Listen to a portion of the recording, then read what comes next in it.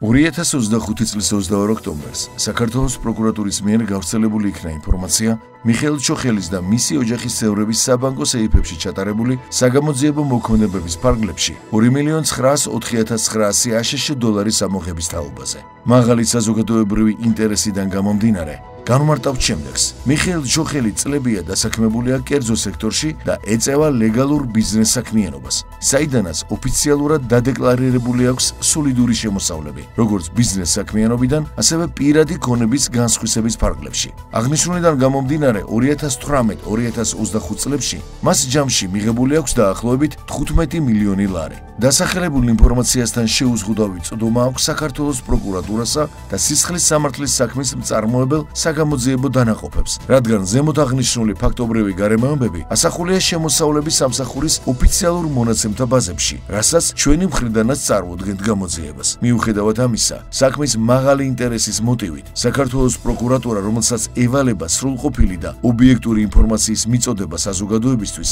ახდენს მიხეილ ჩოხელის იდენტიფიცირებას ფულად თანხებთან მიმართებაში და სოციუმის არასწორ, ცალმხრივ ინფორმირებას იმგვარად, რომ თითქოს და მიხეილ ჩოხელის საბანკო სეიფებში ნანახია უკანონო ფულადი თანხები. დასახელებული 2.904.900 აშშ დოლარის ლეგალური წარმომავლობის დადასტურება მიხეილ ჩოხელს შეუძლია და ამის დამადასტურებელ დოკუმენტაციას წარმოადგენთ საქართველოს პროკურატურას უახლოეს პერიოდში. იმედს ვიტოვებთ, საქართველოს პროკურატურა კანონის მოთხოვნათა სრული დაცვით აწარმოებს საქმეზე ობიექტურ გამოძიებას, რაც დაადასტურებს მიხეილ ჩოხელის უდანაშაულობას.